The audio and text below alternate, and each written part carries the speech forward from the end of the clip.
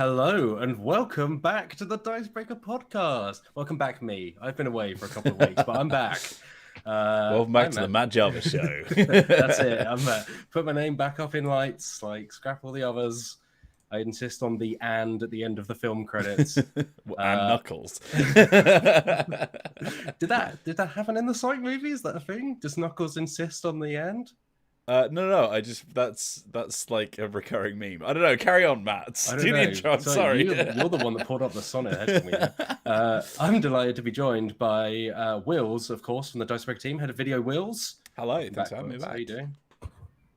How are you? I'm all right. I'm incredibly tired for reasons that we will talk about in a second. Yeah, we'll get into it. And I'm also delighted to be joined this week by a very special guest, Dizzy Roseblade. Welcome to the podcast, Dizzy. How are you doing? I'm well, and thank you for calling me very special. Just nobody ever has before. No, we're delighted to have you here. Would you like to introduce yourself, actually? Tell folks what you're about and what you've been doing lately? Sure. I should have something like this really prepared just to have offhand.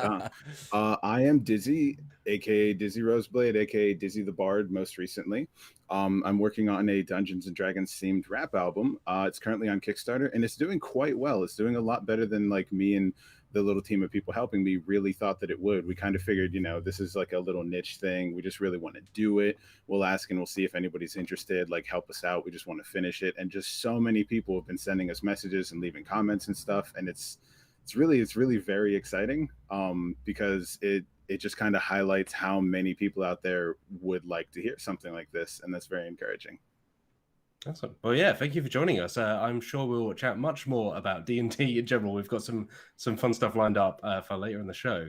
But for now, let's kick off as we always do with what we've been playing this week. You know what, Wills, let's start with you because we've kind of teased some of this already. So let's get stuck into it, shall we? So, yesterday, Matt, as I'm sure you remember, we played 5 hours of one of the most shoddily put together digital versions of Monopoly in existence, I think.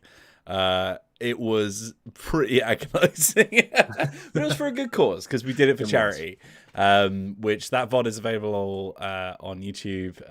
A few people are going to spot my cats in the background, by the way, because they're not on this camera, but they are on this camera. So you're just going to see like disembodied tails floating around because we record this podcast live at 2 p.m. on Fridays at youtube.com/Dicebreaker. But we did a big charity broadcast for MAP, which is a charity that specializes in medical aid for Palestinians. It was grueling. My face was covered in panini stickers. It's a whole thing, and like if you haven't seen it, I recommend you go watch it. It's 5 hours long. So I don't know if we need to also clarify. I don't know if is panini just a UK thing for folks outside the UK, perhaps. Dizzy, maybe you can chime in on this. Panini is like a brand of football sticker.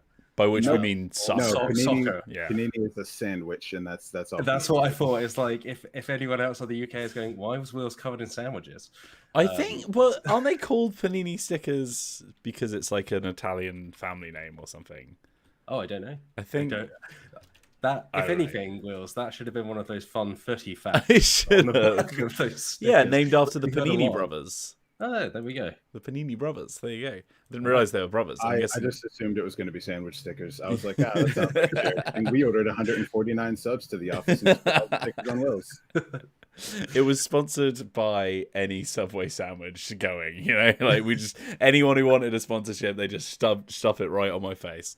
But no, it was weird. It was a wild one, but it was a lot of fun. It just reminded me like how bad, because we've got a member of the team, Dizzy, called Lolies, who is a frequent Monopoly apologist and says that Monopoly is good actually all the time. And we just, like, she sat there for 5 hours saying, "Oh, this sucks. The game's being mean to me." And it's like, Lolies, this is just what Monopoly is like. It's awful. What it's like for everybody else all the time. This is what we keep telling you. But yeah, after 5 hours, I think she was running out of excuses. Oh God, have you got any general opinions on Monopoly, Dizzy? Any big glaring hot takes? I mean, my hottest take on Monopoly is just that I'm really just bad at it. I don't think you can be good or bad at Monopoly. Like, you just sort of like we kept laughing at the fact that because we were playing the digital edition, it kept giving us like these tips that would like float across the screen, and some of them would just like, don't land on a thing that makes you pay money, and it's like, I don't have a choice. Try. It's like, if you roll a 9, you can purchase this product. It's like, I don't know what I'm gonna roll. It's like, you know what I'm gonna roll, game.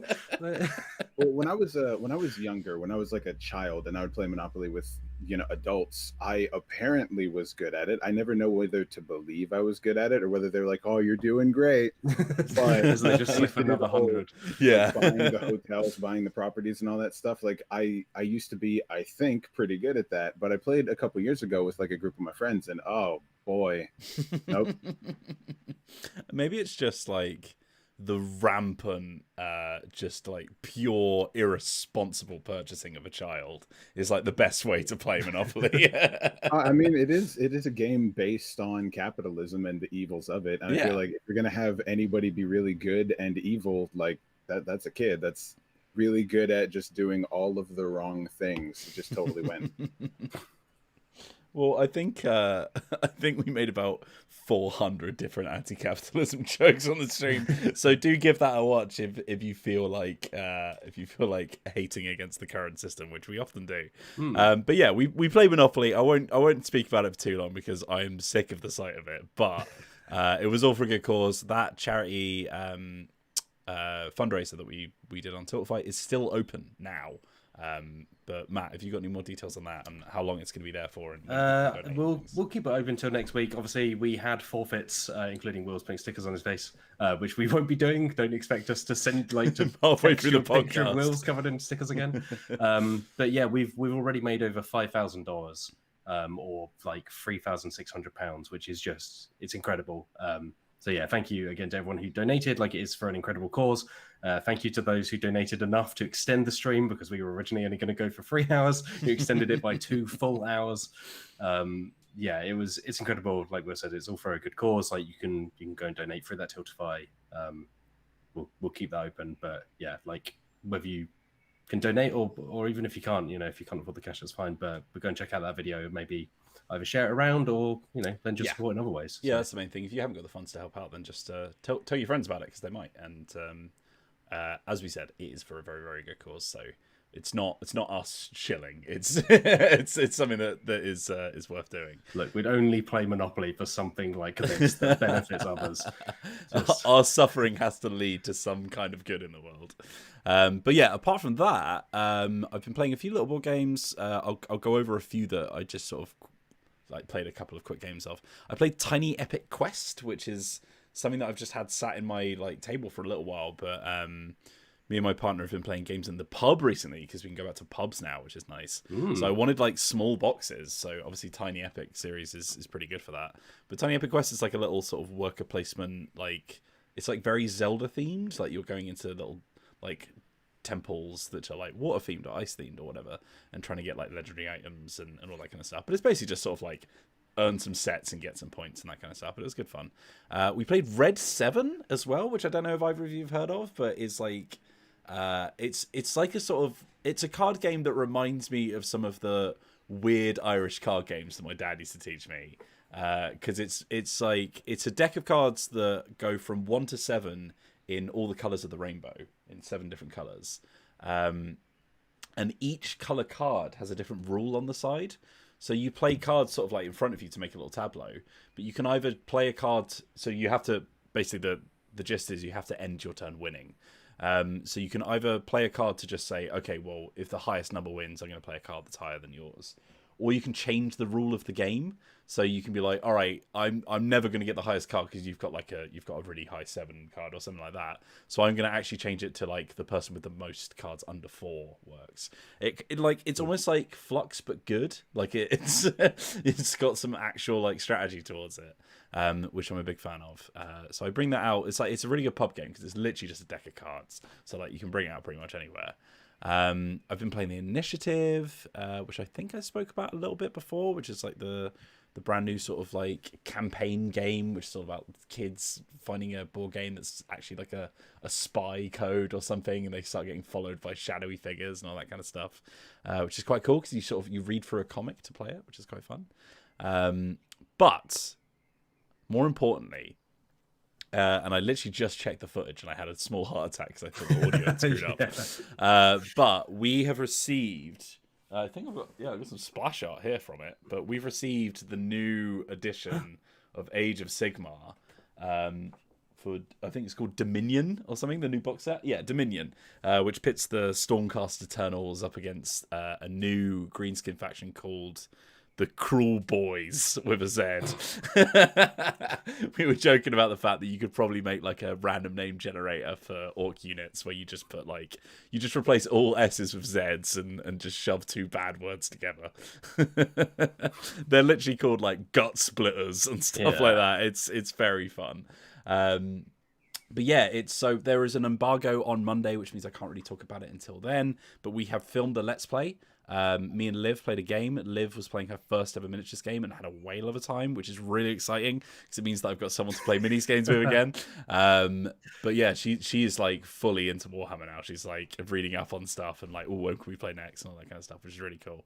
We're gonna do some painting streams with them as well. There's some really cool models in there. But whilst we can't talk about it properly, I will just say I had forgotten how long it takes to play a Warhammer game. It is ridiculous. It's I think we played for 2.5 hours, and bear in mind that we were still learning the rules, and it was a new edition. I'm not that familiar with Age of Sigmar. We did 2 rounds. So like 2 turns each, and oh my god, after that we were like, we need to go home. Like it's like 5:30. We're still in the office. But look out for that because that's gonna be a lot of fun. We got some really good looking footage for it as well, because we were back in the studios to get all the lights on there and stuff, and the minis are absolutely gorgeous.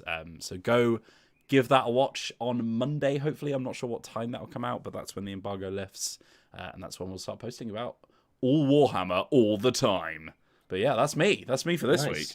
Back in the studio as well. Like Liv and I were chatting just before we jumped into this about how it looks. It's bizarre to just see people in the studio, like more than one person in the studio again, but also the lighting that we've set up. It's very. You showed us a screenshot, and it's like very game show in a way that I'm really into. Well, so we normally have Dizzy. I don't know if you've watched any Dicebreaker videos before, but we normally just have like a flat white background, just like your classic sort of like, you know, speaking to camera kind of setup. And yeah, my cat's gonna show off his butthole again.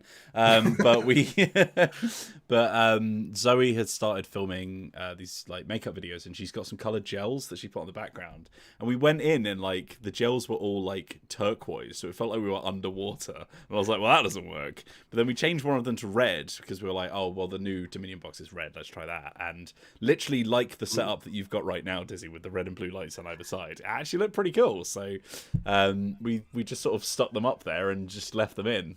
But as Matt said, it looks a little bit game showy.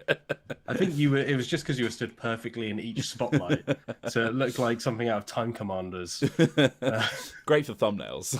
Yeah. All right, yeah, that's me this week. Nice. All right, Dizzy, what have you been up to lately? You been playing anything, or have you been doing other things? I have been desperately wanting to play something, and really I've been considering going back and, believe it or not, playing Skyrim again. Oh, right. It's been years since I even touched it, so now I'm just kind of like sitting around. I'm like, you know what I kind of miss? And I know that as soon as I go through the process of installing it and I start playing, I'm going to get like 15 to 18 minutes into it, so I'll get past the cart ride, and then I just won't feel like it anymore. Yeah. It's a slow start. I just like, I so desperate. I just want to be halfway through playing it is what I really want, but I'd be starting over. And I know that that's going to be the problem. Aside from thinking about Skyrim though, I've honestly been just working on the project. Like I'm working on instrumentals just a lot.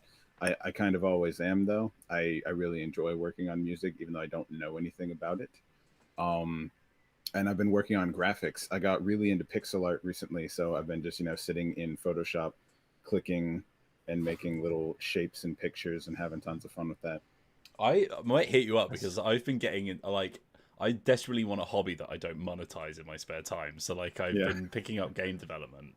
And I've been making like a little pixely card game that's just for fun. Yeah, Because it turns out you can just do things for fun. But yeah, it's all pixel art right now, so maybe we can collab. Yeah, right on. I'd totally be into that. I have a ton of fun doing pixel art. I would love to show somebody else the very, very, very little that I know about it. Dizzy, did you make because I think one of the videos on your Kickstarter for the Bard Chronicles has pixel art in it. Was that made by you, or did you reach out to someone for that? It wasn't, and that's why it looks nice. That was made by my friend Tegan Nash. He is also a game developer. He works on pixel art stuff, and he's much more talented than I will ever be at making pixel art things. I can just tell him, I'll be like, Tegan, I need a warrior, and he'll be like, okay, cool, like Final Fantasy or like Fire Emblem, and I'll be like, Final Fantasy, and 20 minutes later he'll just send me back a sprite sheet. I'll be like, oh, amazing, there we go. So that's all him. But the graphics on the page, like the ones with all the little words in it and stuff, decorative elements in the corners, the words and the parchment in the background, and that kind of stuff. That's the little bit that I'm allowed to handle on my project. Awesome. Have you been doing anything else, or have you been just kind of working away on that? Do you like so? No, it's all been that recently. That and like hitting refresh every once in a while. I'll just like scare myself a little bit because I'll hit refresh on the page, and I'll see the numbers gone up not insignificantly and unexpectedly, and I'll have to get up and walk away for a second so I don't start like posting and asking people why they're doing this. Why are you giving me your money? What's going on? Like I needed this amount, like it's double that right now. What do you want? What do you expect? Like it's an innovative like marketing technique to immediately be like, why are you doing this? To just like immediately analyze. It's to use the powers of negative reinforcement. Yeah. But like I had donations on the page before I put up the video announcing that the Kickstarter was live. There was already like $450 in there. I was like, where did you literally even come from? Nothing was online about this. Oh my god. I do have like, because Matt's been chatting to you about this, but I'm sort of like coming in blind here. Like how much of it like lyrically is about playing D&D, and how much of it is about like the world of D&D? It is almost exclusively a narrative campaign. Like right. it is from the point of view of characters in the world. The setup is really farcical. Dizzy, me, and my friends in my hometown, a guy kind of like shows up one day and he's looking for help, and we just BS him basically because he's an out-of-towner and we don't respect people not from our city, and we're just like, oh yeah, no, we're adventurers, we're super important, and he believes us and gives us a quest, and then like we are obligated to do it. We don't have the opportunity to really back out, and that is how we end up in our situation. It sounds like a lot of fun. I am looking forward to listening to some of it.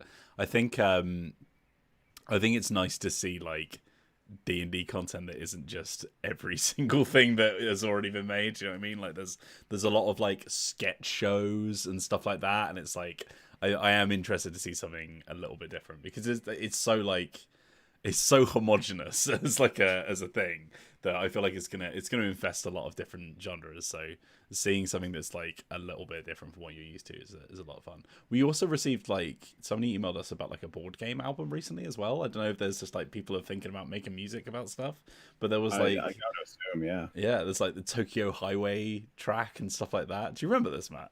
I do remember this, yeah. No comments. I think it was a play on the Beatles or something. Their name was it the Meeples? I think it was like the Meeples or something like that. Yeah. It was. We were less excited about that one. Yeah. To be kind.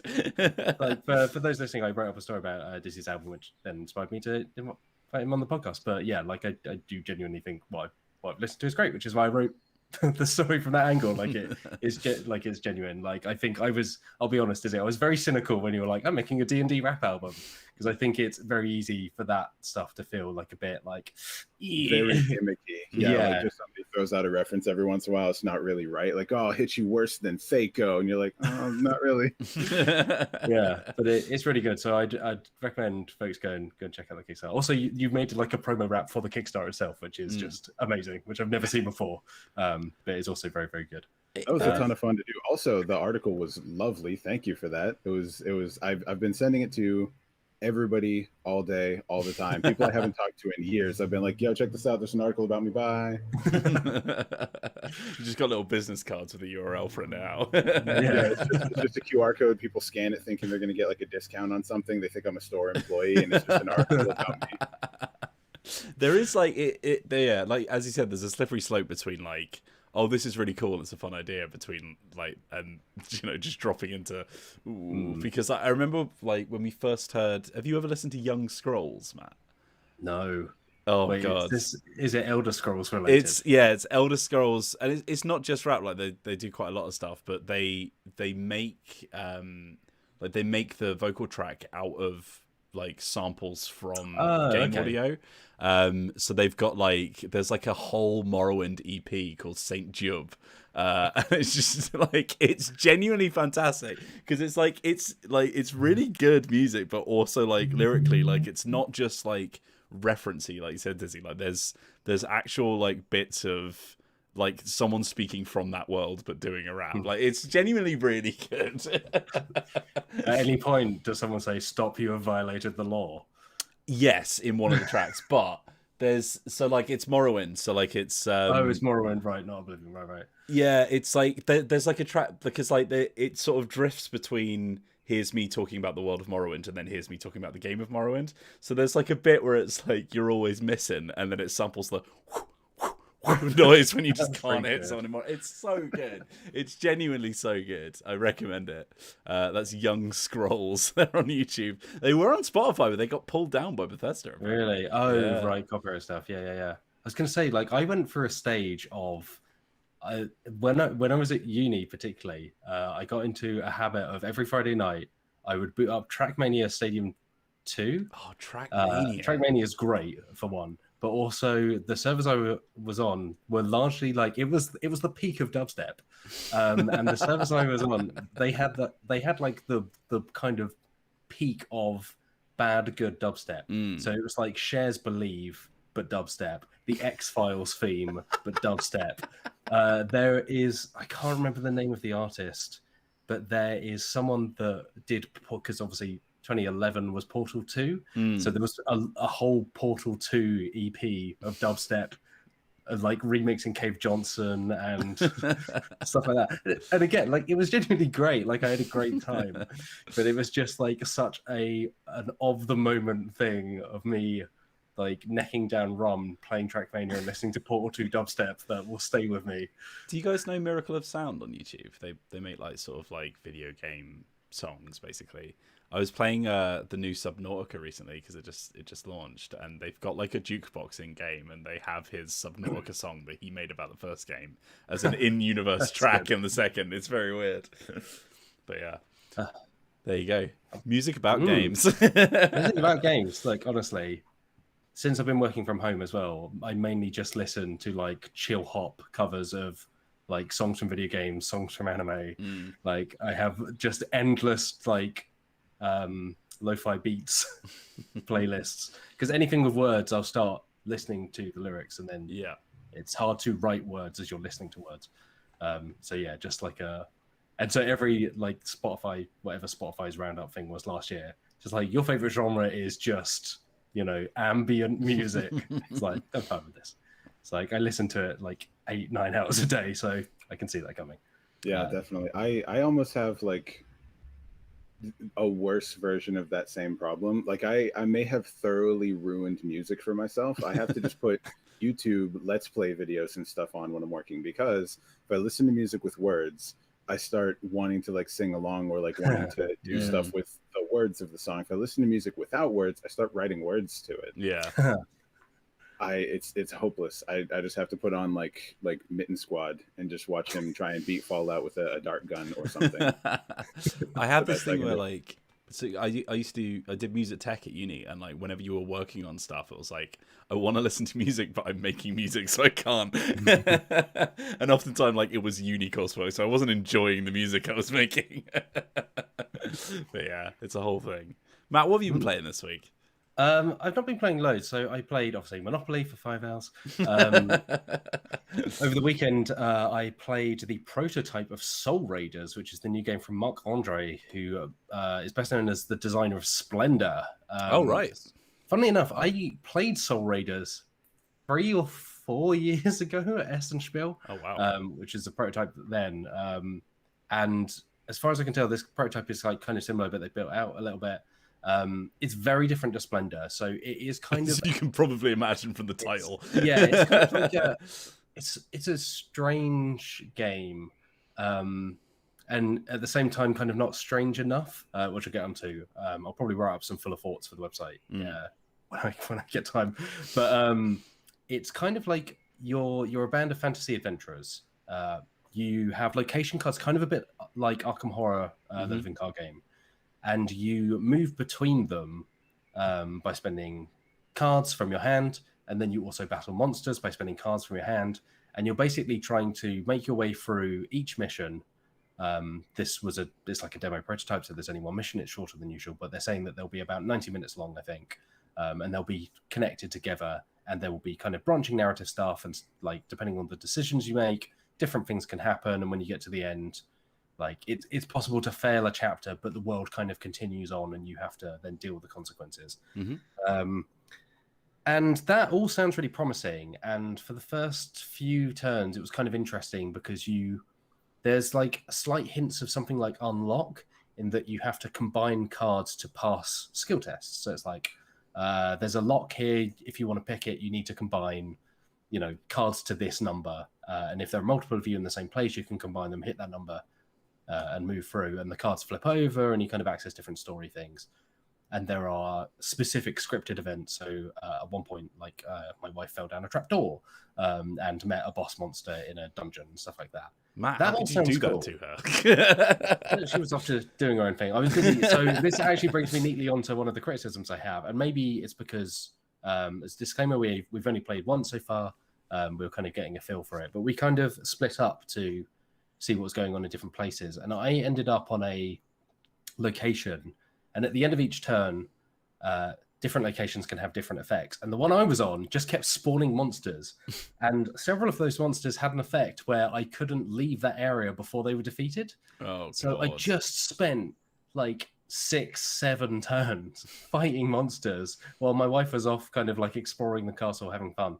And it kind of started to sap away my kind of interest in it a bit, because I just spent turn doing the same thing. It was like, oh, do I have enough like fighting cards to defeat these monsters? Okay, I can defeat like 2 of 4, but next turn there's like a threat level, and depending on where the threat level is, it spawns a different number of monsters, so it then spawns another 4.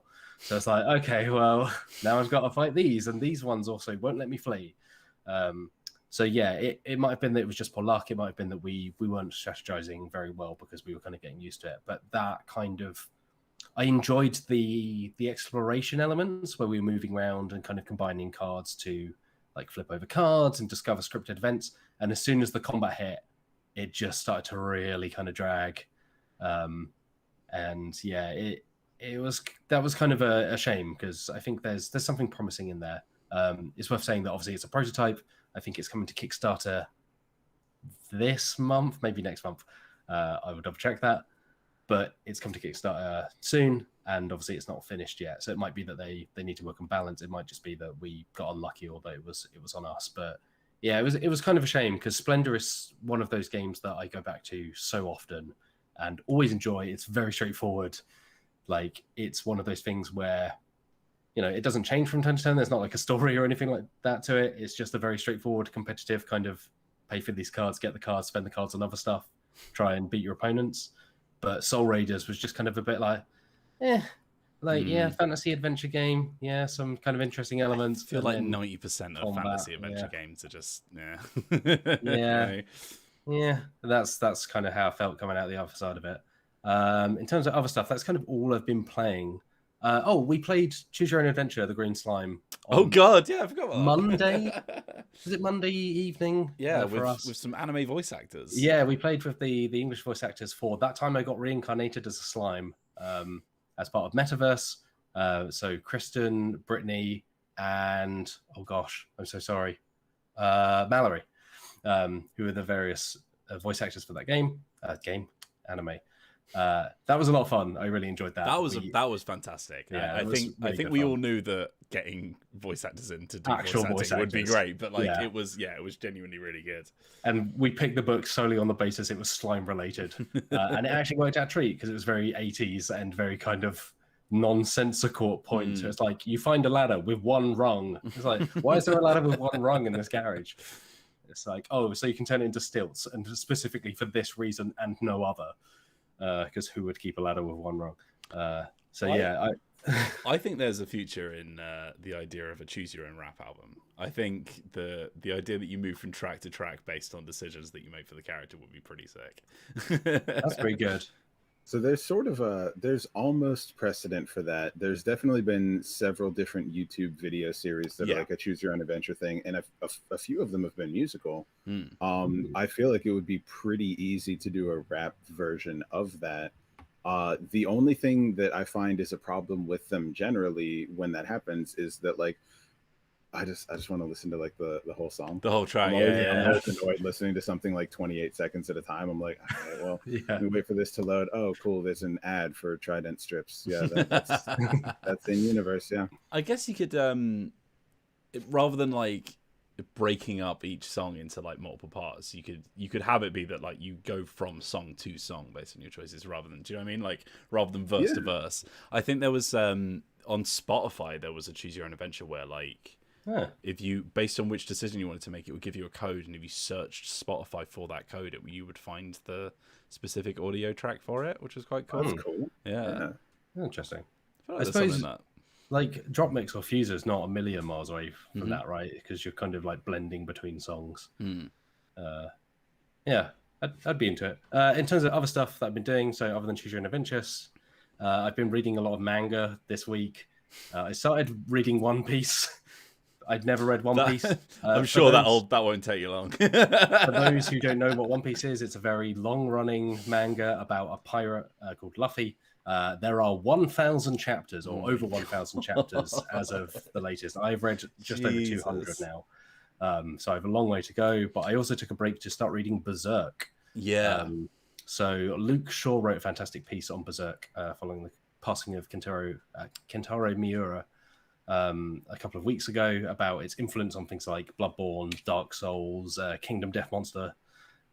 Basically, anything where someone's got a massive sword or there's something like really monstrous and grim, it's a good chance that Berserk influenced it in some way. And those tend to be the kind of things that I like.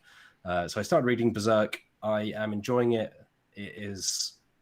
I would warn anybody who is interested in Berserk that it is very hard going at points. It is not a pleasant series. There's a lot of violence, which is very, very full on, but there's a lot of there's sexual violence at points. There's, particularly in the early arcs, there are certain like homophobic and racist elements which are quite unpleasant. Everybody in that world is horrible, but even so, there are elements that kind of go outside the bounds of some of the world.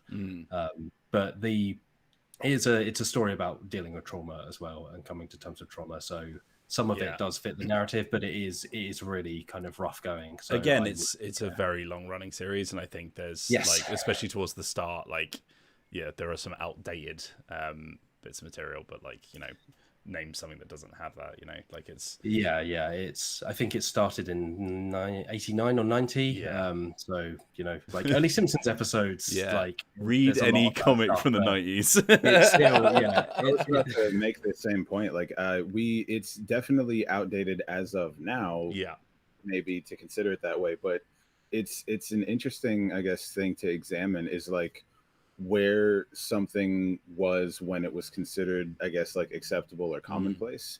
Because like the series itself, for as much influence as it has on a lot of media, like a lot of anime, a lot of comic book, stylistically, like the art style of it has a lot of influence. It story, character design, just even subject matter wise, like a lot of things hadn't really breached that kind of subject matter in general at the time. And it's so crazy to think of it now as something like, oh, you know, be careful when you read this. It has influenced everything else you've ever like watched or read in your life. But keep in mind, like it's from a while ago and it's super duper rough. Yeah. Like it's a fascinating, I guess, like thing to examine. Yeah, and I think overall, like I say, I am really, I guess, is enjoying the word. I don't know, like I'm really kind of appreciating it. Like the art is just kind of second to none. Like it is incredible. You can tell that I think it's the only thing that Miura ever really did, like ever really made, and it's like 30 odd years that they was working on it, and you can kind of tell that it's like a real, life's work. Yeah, it's incredible, but yeah, it kind of comes with just the heads up of like a point. It's going to be rough going for a number of reasons, but yeah, it's quite the thing. I've read through 3 of the deluxe volumes, which are kind of like 750 pages each, which seem to be the best way of picking it up if anyone's interested. Although they're quite hard to find at the moment because they sold out, I guess, as is the way when kind of a passing brings light to something. All right, let's move on to a very quick bit of news. Why don't we? Why don't we? Let's treat ourselves to a bit of news. We've got a couple of quick headlines. As usual with the kind of revised podcast format, we're going to read a couple and then we'll recommend some that you can go and check out on the website because that's the best place to read it all. But this first kind of headline is there is an official Marvel tabletop role-playing game coming. I think there's a quick start or kind of playtest version coming out next year, and then the full thing will be out in 2023. Oh my god, jeez. It feels about 40 years away at the moment. But yeah, it's official. I think it's the first kind of official Marvel role-playing game in maybe like a decade or so. Probably since Marvel Heroic Role-Playing came out in 2011, 2009 maybe. But yeah, it is as you'd expect. I think one of the interesting things about it is that it is very kind of obviously based on the comics rather than the Marvel Cinematic Universe. So on the front cover there is Storm from X-Men, and Storm gets name dropped kind of specifically as well, and Spider-Man as well, because obviously film deals and Hollywood mean that the kind of standing of those characters within the Marvel Cinematic Universe is iffy at best. They're kind of neither here nor there. They appear when the money changes hands. So yeah, we don't know loads about it at the moment. It's apparently powered by a new system called a D616, which is billed as, quote, an accessible and easy to learn system for newcomers to tabletop RPGs. Was it advertised by QVC? Only when I read it out. No, from JML. So designing it is Matt Forbeck, who is kind of familiar from Shotguns and Sorcery, as well as other things. I think has written for a few video games as well. This says Marvel Heroic Role-Playing came out in 2012. So yeah, I think it's the first big Marvel RPG. Since then, obviously there are a number of big superhero RPGs. So really, I guess the big question about this is whether it's gonna be worth it just for the Marvel bits. Like how much are they gonna make it Marvel rather than just here's a superhero RPG that we slap the Marvel name on. Yeah, there are like superheroes are super popular genre, as you can probably expect in like TTRPG space. Like there's one that came out recently, I think, or is coming out soon, called Anybody Can Wear the Mask by Jeff Stormer, which is pretty cool. There's what's the Powered by the Apocalypse one that everyone loves, where it's like trying to hold on to your powers and stuff and not knowing how they work. Masks, I think so. Yeah. Is so City of Mist superheroes as well? City of Mist is that like noir? Yeah. Okay. But there's a whole genre of superhero RPGs for people to play. So I guess obviously the brand name is going to bring a lot of people in, which is always good. Like, as much as I deride Marvel, like there are like a lot of benefits to having like a big system like this have like such a big time or something, because it means that it breaks down walls for people who maybe have looked at Dungeons and Dragons and thought that's not for me, or like have looked at some of the bigger RPGs and have been a little bit scared off by them. But like if they're a massive Marvel head, they know all the lore, all that kind of stuff, they might be a little bit more enticed by that and feel a little bit more comfortable playing or even running something like that. So yeah, we'll see. I don't know. Yeah, I'm not sure what D616 will imply.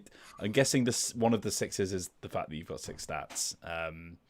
And then maybe you roll 1d6 or something like that. That's usually how these names work, where it's like like the 2D20 system. Guess how that works? Oh, Toto, will you stop jumping up? God Almighty, this cat. Oh Lord, he just loves being on camera. But yeah, I'm always intrigued by like when someone's like, "Oh, we've got a brand new system," like because I'm always interested as like more mechanically than I am thematically usually, because like especially in this case, like as I said, like I'm not a massive Marvel buff, but like if they're gonna bring out a brand new dice system, I'm interested to see how it works, because there's been some big branded properties that have actually done some pretty interesting things with RPG mechanics recently, especially like Alien, for example, the stress dice, stuff like that. So yeah, I'm interested to see what it's all about.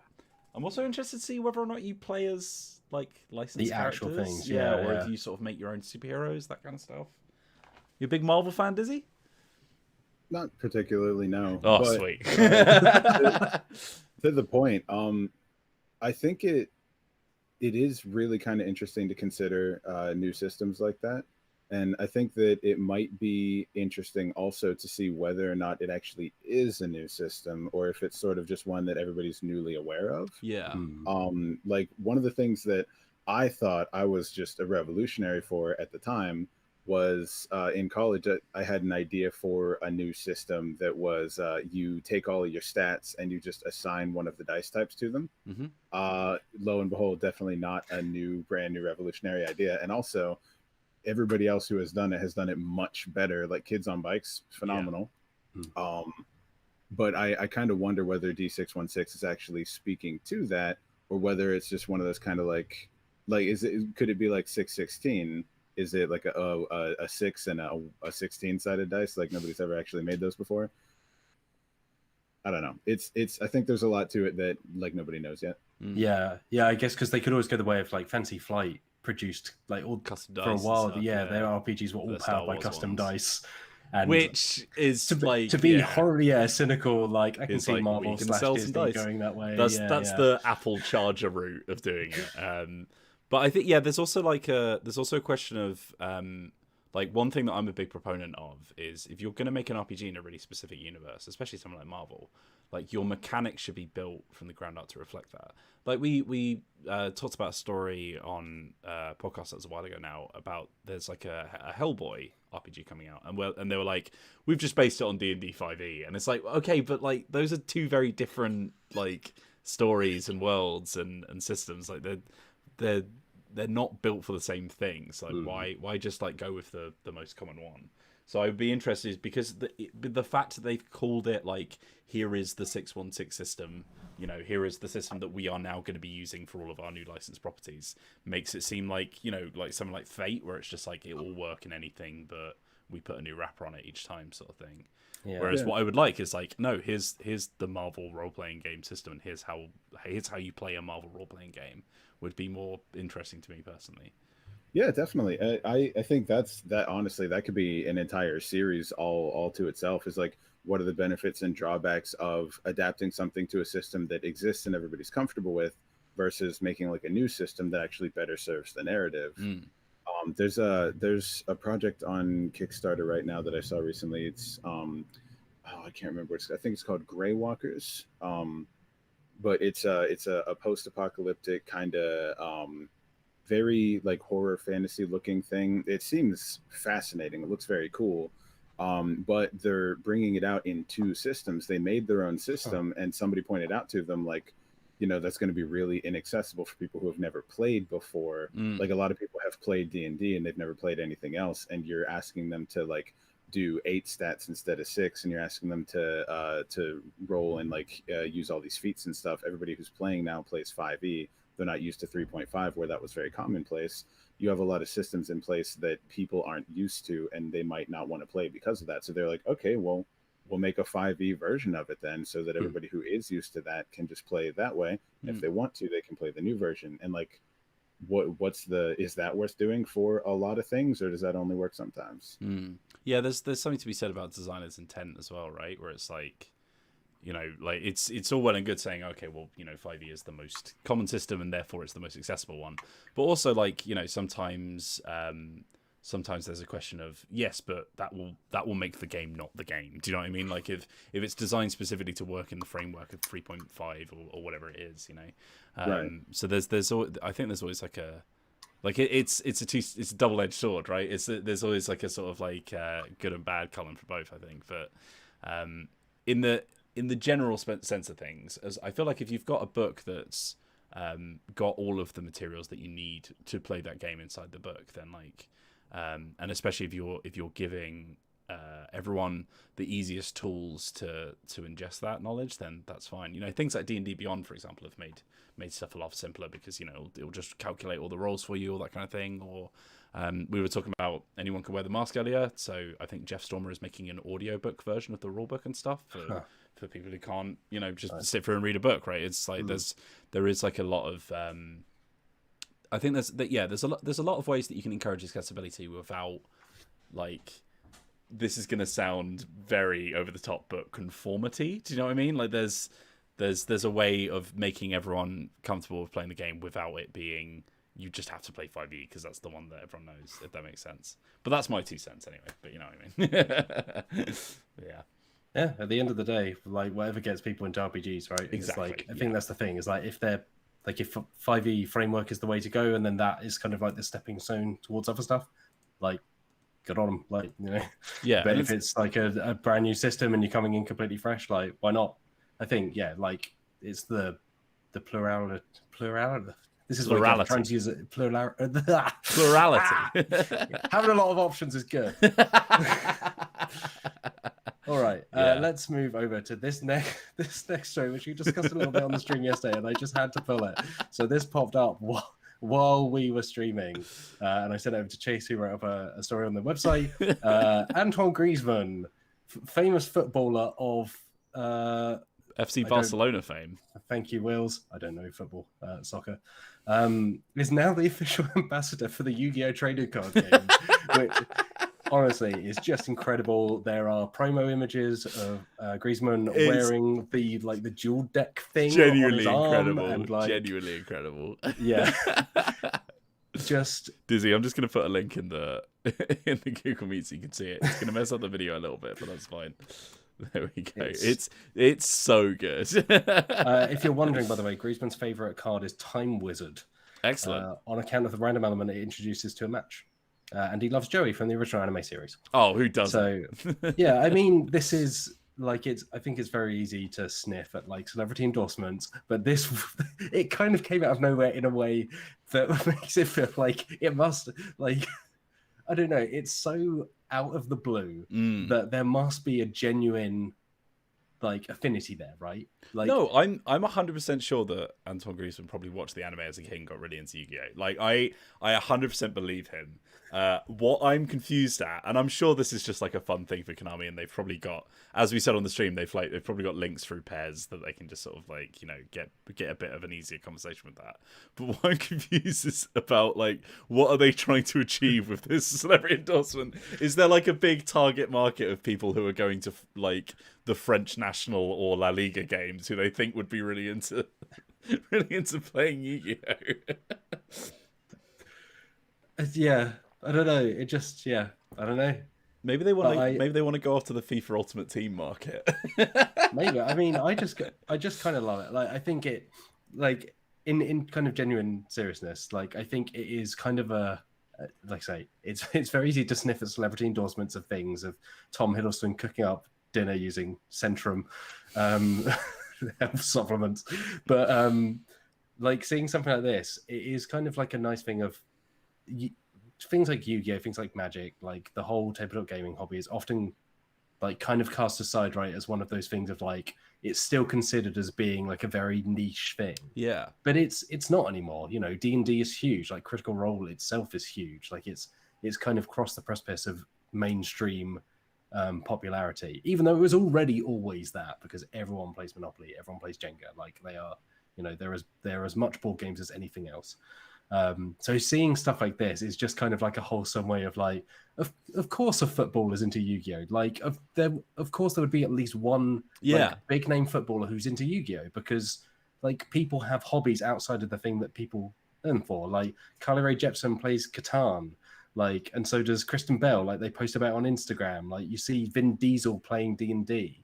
Like, and it's genuine, you know, affection and kind of passion for this stuff.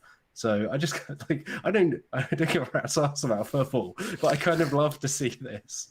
Like it genuinely warmed me. As Emma Potlow, our lovely contributor in the chat pointed out, like Magic the Gathering had Post Malone playing recently and stuff like that, right? It's like I think there is something to be said about like the normalization of it, of like, because there is always that sort of hint of embarrassment that people feel about hobbies like this, which like they shouldn't, but it's not their fault that they feel embarrassed. It's like the society of like laughing at nerd culture kind of thing. So when you see someone who, you know, this is like a millionaire footballer who's playing in the top flight is playing like a game as dweeby as Yu-Gi-Oh! Like it's not even Magic where it's like, you know, the one that everyone plays. It's Yu-Gi-Oh! Do you know what I mean? Like I think that's a genuinely like almost like quite empowering thing for people to be like, oh, okay, it's fine then, which is always good. That's super interesting too, because I think it's interesting from both angles. Like from our point of view as people who are like generally into games and like I guess like nerd culture related things like comic books, tabletop things, cartoons, anime, etc. I think it is something that we see people kind of like looking away from a lot, and it's easy to feel like a lot of people aren't really into it. But I think from the opposite point of view, like celebrities, like something people who everybody knows and everybody knows about them, they're always like watching their lives and like, what are you doing, what are you into, that kind of thing. And it's people who kind of feel this pressure all the time to always be like cool or always be like the best at something, always be like in the public eye in a really positive way. I think that it's really easy to assume that those are the kind of people who couldn't possibly be into the same stuff that everybody else is into. Like there's no way Vin Diesel's into D&D, but like, yes, he is. And yes, he has been forever. He's been super into it his entire life. Like the whole, what was it? The last Witch Hunter thing. Like that was his D&D campaign. Like he's so in, I think did he read the Dritz books too? Did he do the Dritz audiobooks or something? So. Yeah. I heard something about like that. And like Terry Crews, same way. Like the giant, like muscular dudes, international superstars, paid all the big bucks on TV and movies, D&D players. Like I think it's easy to not see celebrities as like the same kind of people that everybody else is, but like it's a really good example of yes, they are. Like this dude's into Yu-Gi-Oh! Really? Like, yeah, man, he does other stuff. Yeah. I think it's also nice to see it happen because it means that like if you are a big like person who has their own PR team and is like concerned with self-image, right? Then if you feel comfortable enough to announce like, yeah, I'm a massive Yu-Gi-Oh! Head, then that means that like we're getting to a point as a society where it's like, you know, it feels a little bit more normal for people, which is great. And then they can all come over and read Dicebreaker.com. Wills, for your consideration, ANTOINE WEEBZMAN. For my consideration. Yes, I will be voting for an Oscar for that joke. My big question is like, what comes next? Is it just like David Lynch playing point salad, or like I don't know, like, because I think another one that comes to mind is like I think Daisy Ridley chatted about how they played werewolf, like on the film set of, I don't think Star Wars, but another kind of big, I think it was Murder on the Orient Express, because they were all playing werewolf. And again, right, it's like, of course they were, because like actors and, like you say, Dizzy, like actors and celebrities, like they have their off time, like they do the stuff that everyone else does. But I think it's always kind of the interesting thing of like, you don't often see it because like you see a very kind of polished, clean, like marketing friendly, almost like version of them. So it's nice when this stuff comes through. There was that moment where, so I'm Dizzy, I apologise, I'm going to talk about English football teams for a second. But I support a team called Watford, who've recently just been promoted to the Premier League. And they, like, you know, it's just people who play football, and you expect the same things as you might from Antoine Griezmann. And there was a bit where they were they were interviewing someone, and they had done the interview in the local board game cafe. So behind him, he had like this massive Kallax full of like proper board games, you know what I mean? And I just had this moment of like sheer excitement where I was like, oh my god, does he love board games? Can we get a Watford player on the Dicebreaker stream? Let's do it. But then they zoomed out and they just like had set up a chessboard next to him, and I was like, I feel like this was the only place they could do the interview. Oh god. But yeah, no, I love to see it. More footballers playing Catan. Yeah, like let's get everyone playing board games, right? It's like that's kind of it for our news section. Other stuff that you might want to check out. I think Chase wrote up about the new Strixhaven book for D&D. Speaking of D&D, so Strixhaven, the recent Magic the Gathering setting, plane. It's basically Hogwarts, but not written by a terrible person. So that's coming to D&D. There's the new card game from the creative director of the Arkham Horror card game and Marvel Champions, Andrew Navarro, Earthborn Rangers, as well as a new studio which is kind of focused on eco-friendly games. Chase interviewed the designers of Once More Into the Void, which is kind of an RPG inspired by things like Mass Effect 2 and Next Generation. Yeah, by Jamie, right? Sci-fi. Yeah. Sounds really interesting. Kaylin Ennis wrote about why sometimes you should kind of just stick to the rules in RPGs. Like, you don't always have to kind of throw them out the window and make up your own stuff. Like, it can sometimes be better if you just do it by the book. Also, we highlighted, I think both of these actually written up by Chase. Thank you, Chase. Always doing a fantastic job. A couple of bundles on itch for good causes. Speaking of good causes this week, so there was an indie bundle for Palestinian aid. I think that ends tomorrow as of this being live, so it ends on June the 12th. So if you're listening to this on the audio version, it's already ended, sorry. There's also a tabletop RPG charity bundle for trans support, which I think lasts until July. So you can go and check out those and get a lot of games. There's a lot of games for like $5. Yeah, I was going to say, it's wild. I just saw the Palestinian aid one. It's huge. It's a gigantic bundle for only $5, and there's a lot of like really good and/or good looking games in there. Yeah, I remember it was a similar thing with back when the BLM protests were at the absolute peak in the middle of the year. There was a massive bundle on itch for help supporting in that. And it's like I think itch has become like a really good place for just like creators actually doing what they want to do rather than like being forced to, you know, abide by like Steam or something like that. Like it's I love itch. I think itch is great, and I know it's just another company, so at some point they might turn into horrible corporate bastards, but I think it's fantastic at the moment. I'm really glad to see that it's such a fantastic community on there. Itch is a good place. Just go and check it out. Let's move on to this week's segment, which is inspired by Dizzy coming on. We've come up with, we don't have a name for this, Dizzy. We normally improv a name. Don't say we. This is all you, Matt. Okay.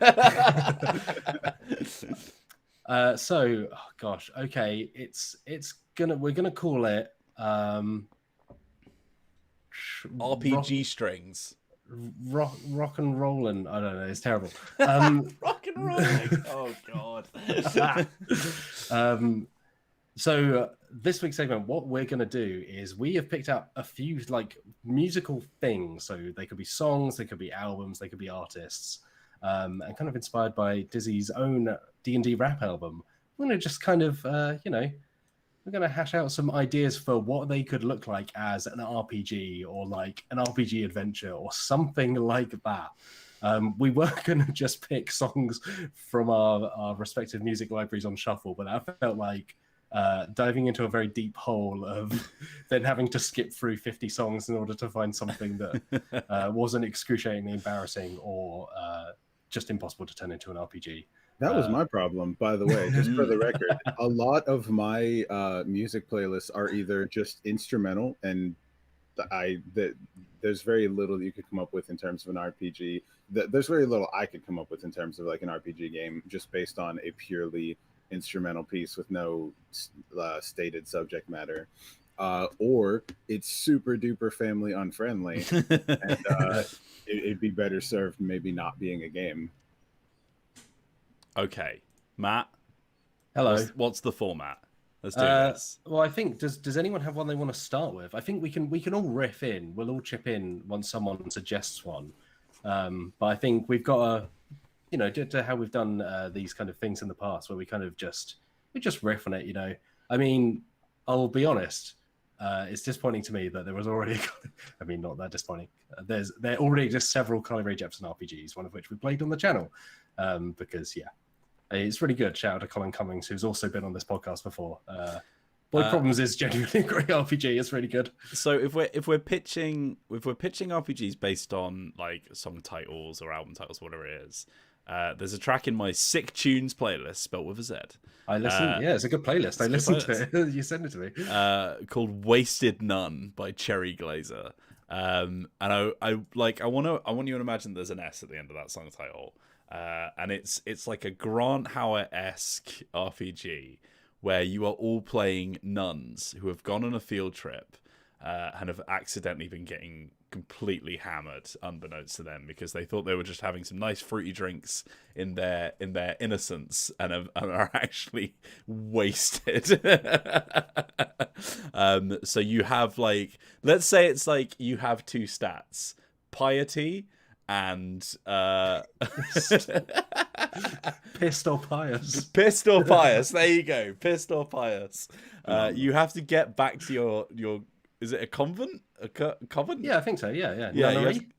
A what? Sorry. A nunnery, right? You have to get back to your nunnery. Is that when nuns are hatched? I don't know. Yeah, whilst not getting into too many hijinks and not like completely ruining everyone's public image of you, using your two stats, pissed or pious. That's good. I like that a lot. Yeah, that's really good.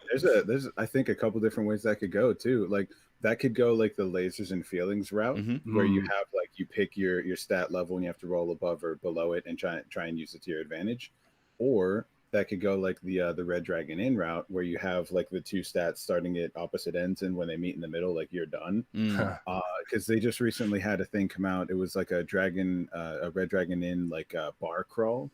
So you go to all these different locations, and each location has different like cards and stats and benefits and things that can happen to your characters in it. That would be fascinating to see reskinned about drunk nuns. Honestly, I feel like you could say that sentence about anything. That would be fascinating if you did it with drunk nuns instead. Marvel movies, drunk nuns. Yeah, exactly. $80 billion. Matt, have you got anything with you? All right. So the first thing I wrote down, and I don't know why, was the They Might Be Giants song Dr. Worm. Just because I think Dr. Worm would be a good name for an RPG. Look, you've got a job title in there, so that immediately could set some kind of framework. Yep. You've got a class. So for those not familiar with the song Dr. Worm, it's about a worm. The worm likes to play the drums, but the worm isn't great at the drums. It can handle criticism. So I think this is the way that this goes, is you have to balance your burgeoning medical career as a doctor with your side hobby of playing the drums. So I guess it could almost be something like Zhongxi, where you kind of like during the day you have your day job, and you are, you have to solve medical emergencies, you have to operate. Worms don't have like any opposable thumbs or anything like that, so it's probably quite difficult. Like you have to, and also you're very small, I guess, if you're a literal worm. So maybe you go inside the body, like on a Fantastic Voyage kind of thing, and solve the medical emergencies from the inside out. And then during the night, you then, go in the garage, you have to practice with your band, you have to play the drums. You have to get together with Rabbi Vol. I'm imagining how a worm plays drums now. I'm trying to figure that one out. Do they have like one stick in the mouth and then stick in the tail? I guess. Wrap the end of the tail for the other one. Although then I guess you could just bang with the the tail. Yeah, bang with like the tip of the tail. I think they play the drums like Def Leppard. Yeah. There you go. It's a very mean joke. Well, right, I mean, look, it's impressive. He still does it. Dizzy, what you got for us? All right, so I'm going to start us off strong. I'm going to say the collective works of the Insane Clown Posse. Okay, yeah, of course, yeah. So we'll have like a Juggalo Dark Carnival world. Yeah, and you play your different character types. You get recurring sort of appearances from people like Malenko Brothers, who I guess like give you plot hooks or quest lines or things like that. You can go to the different locations. You can go to like the Echo side. You can go to. I know a little bit too much about this, probably. You have a morbid curiosity. You would be surprised by the number of times I've listened to the song Miracles. Listen, I was a teenage Juggalo. All right. Nice. And I think maybe like the ultimate goal. I don't know whether the ultimate goal would be to escape the carnival or maybe to get all the way to the deepest level of it. That's sort of the I guess toss up that I couldn't figure out an answer to in my head. Maybe it's like a sort of hidden role thing where it's like some people are really into it and some, like, everyone in the group thinks they're there for a joke, but at least one part of the crew is actually massively into it and wants to get to the highest level. Or is it that you've simply embarked on a quest to discover how magnets work? Yeah, I was going to make that joke as well. So I was trying to figure out, because it was eventually revealed that the carnival is symbolic of heaven. So like, is the goal to actually get to the carnival? And like, you're in the Dark Carnival, you're trying to get to like the carnival, the big show or something like that.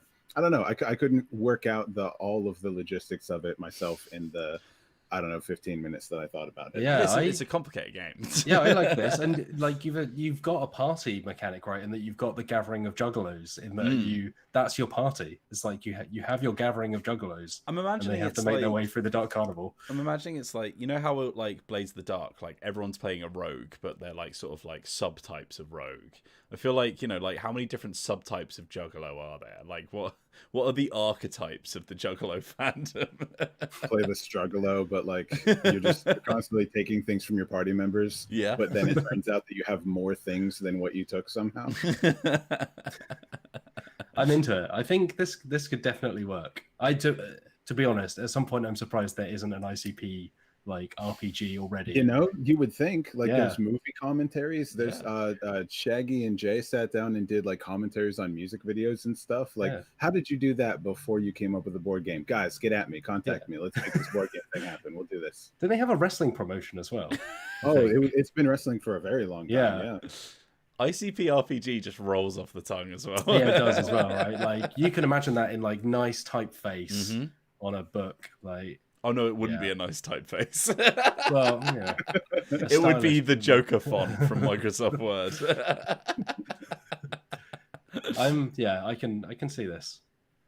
All right, Wills, have you got another one in the bank? I've been doing song titles. I've got "I Know the End" by Phoebe Bridgers just sort of like sat here in front of me, and I'm imagining like, and I think, to be honest, we're playing Ark soon, right? Yeah, I was going to say Ark is the first thing that came to mind. Yeah, because like Ark is about sort of preventing the apocalypse, so I feel like maybe this is kind of there is an RPG, I've forgotten the name of it, where and I believe we wrote an article about it, so Matt will probably be able to help me out here. But there's an RPG where you're all playing clerics who have found out that their god is dead, but they're having to convince everyone that they're not, and that everything's fine. So I like the idea of like you know that the end is coming, you know the apocalypse is happening, but you know there's not actually anything you can do about it. So the goal of the RPG session is to just make sure that everyone just like doesn't pay attention to like, hey, what's that big comet in the sky? Oh, no, nothing. That's just a really nice message from the Lord. I think there's an eclipse or something. The game you're thinking of is called Our God is Dead. Our God is Dead. There you go. I probably should have remembered that. Sorry, I can remember either. I had to search it. But I think, that kind of like, I've gone for comedy for both of these, but I like the idea of like a comedy RPG where it's like you're not trying to solve the problem, you're trying to like just smooth it over so that no one notices it's happening. Like rather than killing the big bad, you're convincing everyone that he's just here for like a visit and he's actually a really nice dude. Weekend at Bernie's, but with the world. That's me. Right. That's all I've got. I'll be honest. That's me completely dried up. All right. I got a couple more, but I'll do one, which is mainly just like the format of it. So I was thinking about like Kendrick Lamar's Damn album, and the fact that it was released like obviously with song order, and then I think they put out on like a vinyl special edition that was it backwards, because the album basically loops. Like it starts with a gunshot, ends with gunshot. And I really love the idea of an RPG that is somehow like almost like a palindrome or some kind of like cyclical kind of format where you know the beginning and the end because it's the same place. So you almost have to get to somewhere and then get back to where you came from in terms of your character. There and Back Again by Fred Baggins, if you will. Yeah, okay, yeah, no. What I mean is I would just like a Hobbit RPG. So it's basically like the hero's journey kind of thing, right? How would you even go about designing an RPG based on the Hobbit and Lord of the Rings universe? I don't think that's possible. Yeah. I mean, no one's really tapped the vein of fantasy. Well, it's quite an underserved market. So maybe we're getting into something there, you know. Or maybe to try and save this idea, maybe it is. It's like the game starts with like the equivalent of a gunshot, in that you are dying or passing away or like seriously injured, and it's almost like a flashback, right? So it's almost like Blades in the Dark flashing back to how you planned it, but instead you almost rewind time and tell the story of how you got here. Yeah. And like in some way you need to set up along the way. The ultimate goal is to set up how you could like survive what's happened to you, or how it's come about and how it kind of brings everything to a close. This reminds me of Brindlewood Bay. Oh yeah. Yeah, so Brindlewood Bay is like a crime solving grannies RPG, sort of like that kind of like Agatha Christie kind of theme. But the world is super like Lovecraftian, so like they're actually like solving real horrible mysteries. But the really interesting way that it deals with mystery games mechanically is like stuff like Gumshoe and things like that. Oh, for goodness sake, boy!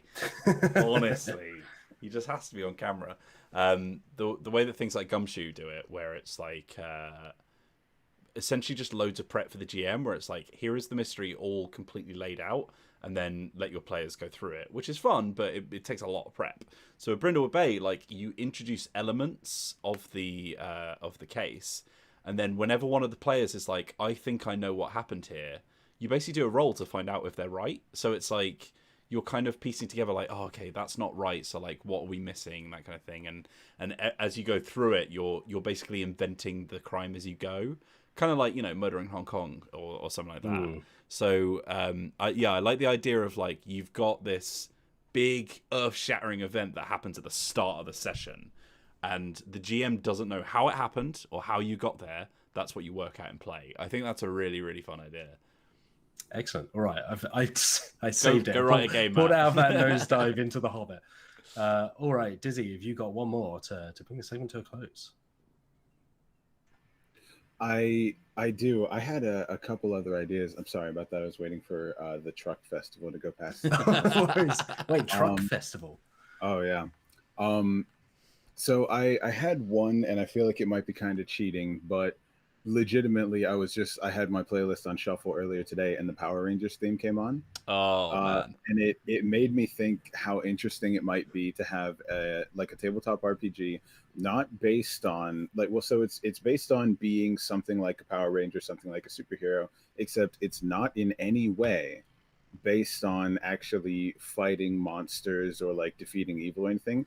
It is based on living your everyday life and trying to keep everybody from finding out that you're like a superhero of some sort. And that's so like fun. what happens is the setup is you maybe like you roll for an encounter, and you have to go and you fight this monster, and all that stuff happens off camera. That's the setup for your adventure. And your adventure is, after that happens, like, okay, I got to get home, I got to get changed, I had to go to work, did a news camera see my face, we rolled, find that out, and then like, do I have to try and justify it and say that was somebody else? Am I wearing the same clothes? Do I have enough time to get somewhere? Or am I going to be late and have to come up with an excuse? And it's all that kind of stuff.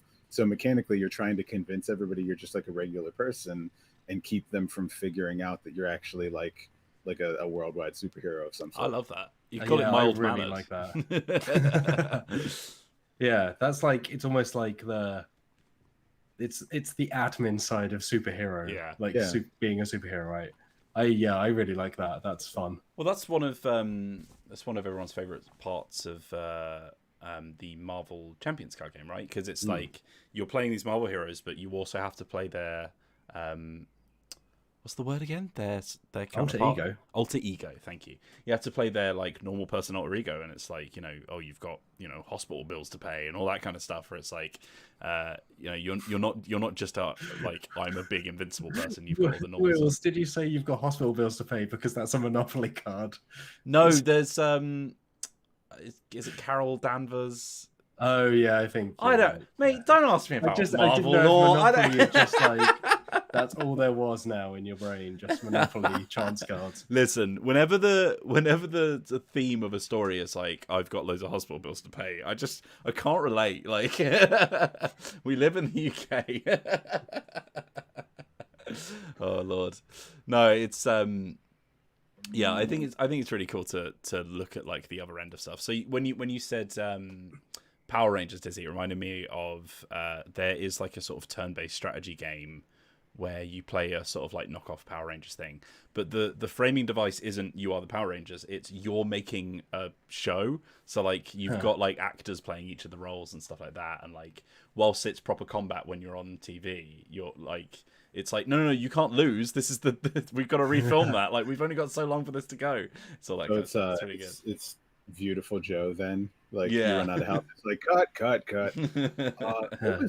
There was a manga series that I read, a very short, I hesitate to call it a series. I think there were like 3 books. And I don't remember for the life of me what it was actually called, but the title was something akin to like, don't you know all the superheroes are dead, or don't you know heroes don't exist, or something like that. And it was about an alien overlord, like an alien conqueror, who comes to Earth because he saw old broadcasts of the Power Rangers shows, so just an old Zentai show. And so he shows up and he's like, where are your champions? Where are your Rangers? I'll defeat them. And everyone's like, what? And he discovers that none of that ever existed. It was just a dumb TV show. And he's like, all right, well, I told like my princess and my government and my military and everything that they were like the greatest heroes in the universe here, that I would defeat them. So he takes on an alter ego and goes and finds a group of high school kids and teaches them how to be Power Rangers and gets them like connected with NASA and builds them like a giant robot, and then has fights with them that he purposely loses to make them look stronger. That's fun. That's really good. See, I actually this reminded me, all this chatting, it reminded me of a comic series called Nowhere Men, which I think I've only read 1 volume of it because it started coming out, and then I think it had to take a long hiatus, like years long. But the premise of it was that what if instead of the Beatles, like what if the Beatles weren't a music group but they were scientists? So what if like the biggest kind of like Western kind of like cultural thing of the 60s, instead of like 4 musicians, was like 4 scientists, and then it plays off of that. And I think like that might be a fun kind of thing where you have to deal with like PR and like touring around the world and dealing with publicity, but instead of doing music or something like that, you're also having to come up with like scientific solutions for things. Like you're trying to solve the latest kind of like health crisis, or like there's an asteroid headed to Earth or something like that. But yeah, No Women, I might have to try and catch up on it and see whether it's actually picked up again, because I read it and enjoyed it, and then it just stopped. Oh mate, any universe where the Beatles doesn't exist, I'm in. But you watched the film yesterday. No, because that seems to think that if someone who wasn't the Beatles wrote the Beatles music, they would immediately become famous, which I hate. Oh god. Right, okay. Thank you very much for that weekly segment. But I think as we are coming to the end of this podcast, it is time, Matt, that we have a few questions from the audience. Yeah, I think we've maybe got time for, let's do one. Let's do this one from Rampaging Noob, if you don't mind reading it, Wales. Yeah, of course. For anyone who is listening and wants to ask us a question, Toto, I'm going to kick you out in a minute. You're going to get bars, though. I swear to God. He's going to buck wild. For anyone who would like to send a question into this here podcast, you can either catch us live on Fridays at 2 p.m. where we stream to youtube.com/Dicebreaker, or you can get at us at contact or podcast. We do podcasts. Podcast at Dicebreaker.com. I forgot to say the email because I haven't done this in a couple of weeks. But look, if this is what I leave behind, where you can't even get the email right, it's just the word. It's at just least podcast. I attempted it. No, I respect that. The question from Rampaging Noob on Twitter, I believe, if they got the at next to them, is: please may I ask, what were your most embarrassing moments as games masters? It doesn't matter which game. That way, it throws it open to more people to answer, if you would like to, of course. So I'll open that up to the floor. Most embarrassing moments as a game master. I feel like people talk a lot about like what was the wackiest thing that happened to you in character and stuff, but like playing the game as a game master, yeah. If you guys are thinking, I've got one. Yeah, go for it. There was I feel like a lot of people will connect with this because I'm very much like when I GM, I'm theater of the mind. I'm like making it up as I go along. Like I hate prep. Like it really trips me up because I just can't ingest that much information, especially like module books. Like I just can't keep that much stuff in my head. So I'd much rather like improv. But the problem with that is sometimes you like introduce this massive plot point. It's like, oh my god, it's like, you know, it's the big bad or whatever. And in this case, I was like, here's a really important character, and I gave him all the pomp and circumstance that you would imagine for someone who's that important. And it got to like the end of the session, and one of the players was like, whoa, so what happened with that guy? And I was like, who's that? And they were like, you know, the one that you were building up for like 20 minutes when we started. I was like, oh yeah. I feel like that's the thing that happens to a lot of people where you're just like, I don't remember doing that. It's like when we get off a stream and people are like, oh my god, I can't believe you said this. I'm like, I don't know what I said on stream. I was just rambling for 2 hours.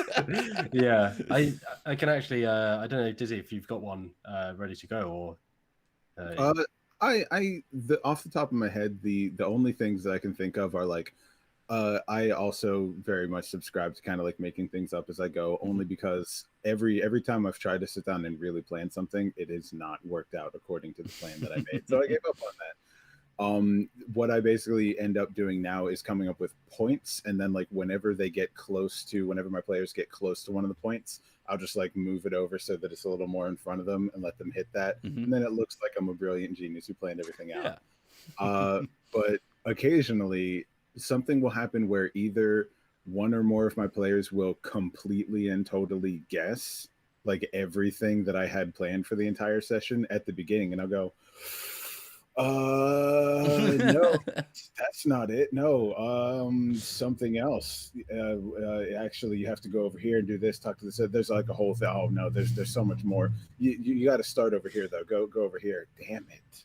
Oh what? No, that would be really obvious. Damn it, Will. Damn it. That's entirely too. The fact that you even guessed it means that there's no way that's planning. Or worse, the much worse scenario is like I am very into puzzles. When I started out playing, I was really poor at combat encounters. I didn't really understand it. But what I did really understand was like going through dungeons, like looking for traps, avoiding certain things, figuring out things. I was good at the puzzles part. So even though I didn't understand combat, I understood the rest. So I really like to make puzzle dungeons for my campaigns, but not everybody is super duper good at puzzles that they didn't design, which all of my most embarrassing moments in a game are when I had to just like give the players a way out of a puzzle. And it's not really embarrassing because they know something was wrong. They're just like, oh man, I couldn't figure this out. And then something works out for them and they're like, oh, good thing that happened. But it's embarrassing for me in my head because I'm like, oh man, that was such a cool puzzle, I thought. But like now thinking about it more and looking at it, there was no way they were going to figure that out. What were you doing? Puzzles are tough. Like I admire anyone who can come up with puzzles for like campaigns and scenarios, because it's something I typically avoid because I just am like, I don't have confidence in myself to like come up with something like clever enough or like that's gonna work. So I think that's like, what I look for in like RPG books with like pre-written content and stuff, where it's like I don't want a 40-hour campaign that you've written out. I just want like little bits that I can just be like, I can just flip through and be like, yeah, that works. Yeah, no, there's a little puzzle room in here, and I just start reading it out. Me, like, do you know about? Oh my God, what is it called? Is it Kobold Press? Yes. Oh yeah. Something like that. Like, apparently that's a lot. Like, I had never heard of them until just recently. Somehow, despite that they're apparently massive. Somebody just recently told me though, like, you should check them out, because what they do is they don't make like adventures, they make like encounters that you can just slip in between other things. Like that blew my mind. I checked them out right away, and I was like, oh well, this is valuable. Yeah, just like a really modular approach. Yeah, exactly that. Go on, Matt. You know what, I'm really struggling. I don't know if it's just because my mind's zonked from Monopoly, but I think like the only thing I can think of, and it's less embarrassing than it is just kind of like kind of similar to you were saying, Wills. It's like when I first joined Dicebreaker, that I think the first RPG we did, or at least that I did, was with Cody Pondsmith when we played Cyberpunk Red. Yes. And like Cody Pondsmith, obviously like incredible GM, knows the game inside out, like designed that game, like co-designed that game, was using like miniatures to like mark things out and like let us know. And I think it was just one of those things where I remember and we were at PAX Unplugged, so we were like jet lagged and like doing the show floor and then like recording for 3 hours. And I remember just like multiple times being like, well, I'm going to do this. And then Cody being like, well, you're outside, like you're not in this corridor with the rest of the trip. And just feeling like, oh God, no, like I'm just absolutely like screwing this up. Like it's my first RPG on camera, like with the team that I've known a few weeks, but like I'm getting to know for this RPG, like with a guest GM, and it's just like, I'm just like making a fool of myself. But like Cody is like the loveliest person in the world. Like was very kind of accommodating and very like understanding, and did that thing that all good GMs do, where they're just like, hey, like actually like you're inside, like don't, and like just didn't make a big thing out of it. It was just kind of like, almost like helping that theater of the mind style and spelling out a bit more. So yeah, I appreciate that. But love playing with Cody. I always look forward to the idea of doing more of that Cyberpunk campaign, because like it's not like that, I love playing that character, or like I love that world, or even the system or anything. It's like I want to be GM by Cody. Cody is so good. Yeah, he is absolutely fantastic. I think we've got time for one more from Erasmus NEM for Dizzy. If you know this, what are the typical reactions of people into more old school rap when they learn that you rap about tabletop games? That's a pretty good question. A lot of the people who have been writing in are from sort of like the tabletop side of it. So they've just been reacting, because it's like a lot of tabletop gamers, like most people, tend to have like a kind of a large part of the fan base who is into rap or hip hop. And so they're just writing in as gamers who are like, wow, I can't believe I'm seeing like a rap or hip hop representation of this thing I like. There aren't a whole lot of like hip hop heads who are writing into me, and they're just like, yo, you're rapping about tabletop games? That's awesome. But there's been a couple of different comments, and they're just like, yo, is there like, did I miss something? Is there a whole like gaming genre of hip hop? And what is going on right now? What is this? I would hazard to say that like 99% of the people who have seen this and said anything to me though, are not people who, I guess, subscribe to the notion that hip hop all has to sound a specific way. Yeah. It's instead people who are really into gaming and who are excited to see it in a different format. But I also would be curious to know that, like, people who are really into like just like more, I guess, like 90s, early 2000s rap and hip hop, who would hear something like this and what they would think of it. But that's not who has heard it yet so far, as far as I know. All right. Yeah. Well, I think that's a pretty good way of rounding this thing off. I apologize to Dizzy and everyone in the chat. Me and Matt want to just go crawl into a hole because we're so tired. We played so much Monopoly. It went for so long. I mean, like, again, we made $5,000 for an incredible cause. It was 5 hours of Monopoly. It was just, at the end of it, I was just completely gone. I couldn't. I would look at my floor and just see like the spaces I needed to move. But yeah, thank you so much, Dizzy, for joining us. Give yourself another plug. Where can people find you? Where can people find the Bard Chronicles at the moment? Currently, like if you want to head to dizzythebard.com, you can get a link to the Kickstarter. It's also bit.ly/dizzythebard. I am Dizzy the Bard everywhere. You can look on YouTube. You can look on Twitter, Facebook, Instagram. I technically have a Twitch. I have a Snapchat, but I haven't done anything on either one of them yet, so I leave them alone. There's nothing there. But the Kickstarter is the big thing right now. That's where I'm putting up the updates. That's the thing that I'm doing to kind of get help with finishing the project. And that is where you can get most of the previews that exist at the moment. Like the pitch video is a rap, and it has like 2 out of 3 of the verses are narrative. And I've posted one song preview of a song called Verisimilitude. I'm posting another preview soon. I'm working on graphics for it because I hate posting just audio by itself. It's lazy. But there will be, more things being posted about the project to give you kind of a better look at what it will actually sound like in the end. Awesome. Yeah, I mean, thank you so much for joining us again. And like I said earlier, like not just because you're on as a guest, but I listened to it, like I wrote the news story we did. Like I genuinely really, really enjoyed what I've heard so far. Like I think you gave me a preview of a song that's not out just yet. It's not out.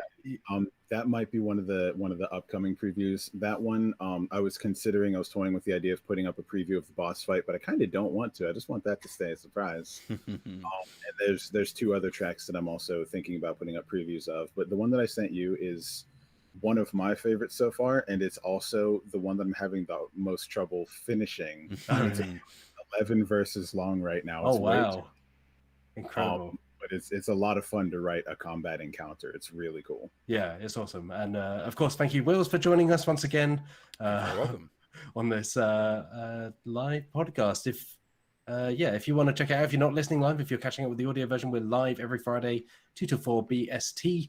But you can also listen to this on Spotify and so on. Of course, you can find us in the usual places, dicebreaker.com, youtube.com/dicebreaker, or on Twitter @joindicebreaker. But for this week, thank you, Dizzy, again. Thank you, Wills, again. I've been Matt Jarvis. Thank you for listening out there. Have a good weekend. Stay safe. And until we meet again, have a lovely day. Bye-bye. Bye.